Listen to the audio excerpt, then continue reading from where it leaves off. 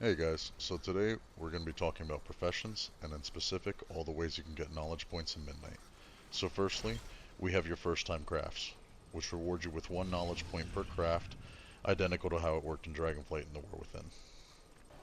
Secondly, we have your weekly treatise, which you can have your inscriptionists make for you, or you can use the crafting system to put in a work order for them. Remember, this is once per week for all your professions, and they are important. The third way is through your weekly quests. For crafting professions, it will be a certain number of work orders, and for gathering professions, it will be to come back with a certain amount of reagents from that profession. For example, on my herbalist, I had to come back with 5 mana lily and 3 sanguithorn. The fourth way is only for crafting professions, which are the patron work orders, which sometimes will reward you with 1 or 2 of the glimmer of knowledge. That gives you 2 knowledge points. And if the game thinks that you're behind, it will have a chance to give you a flicker of knowledge, which rewards you with 1 knowledge point for the patron crafting order. Gatherers have other ways, and we'll dive into that in just a moment. The fifth way will be to collect your one-time profession treasures. There are roughly 8 per profession, and they award you with 3 knowledge per treasure, along with some moxie. I have guides on all the professions and their treasures on my channel, and I'll link them in the description below so you can find them easily. Now, the sixth way to get more knowledge points is slightly different for crafters versus gatherers. This is where I mentioned earlier I'd get into it. For crafters, they can find 2 treasures by literally finding any of the treasures that respawn.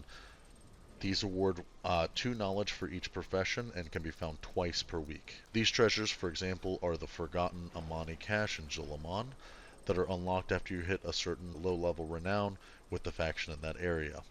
For the Amania tribe, it's only renown 3. Now for gathering professions, it's a bit different. They'll loot 5 treasures which award 1 knowledge each by just simply doing their gathering profession. For example, in skinning, as you skin, you'll just randomly get 1 to drop. Once you finish all 5 of these, you'll get an epic version which awards you with 3 knowledge. These are on a weekly reset, so make sure you get them done. The 7th way of getting knowledge is to raise your renown, which each of the 4 factions to get the knowledge books. At Renown 6, you can get the Skinning, Mining, and Leatherworking books from the Amani Renown Vendor and Amanazar. At Renown 6 with the Harati, if I said that right, you can get your Herbalism and Inscription books. At Renown 6 with the Silver Moon Court, you can get your Jewelcrafting, Enchanting, and Tailoring books. And lastly, at Renown 9 with the Singularity, you can get your Alchemy, Blacksmithing, and Engineering books. One thing to note that is different here is that you do not get Moxie when you use these books. You will only get knowledge points. So if you were saving up your Moxie for a pattern, you'll have to budget and find another way to get the books. Now for gatherers, there's a second set of books that are available for doing your Abundance weekly quests.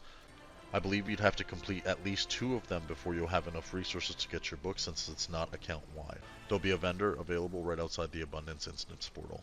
Now the 8th and final way to get knowledge is through the Darkmoon Faire, which is out right now, so make sure you get those quests done before they expire on Sunday.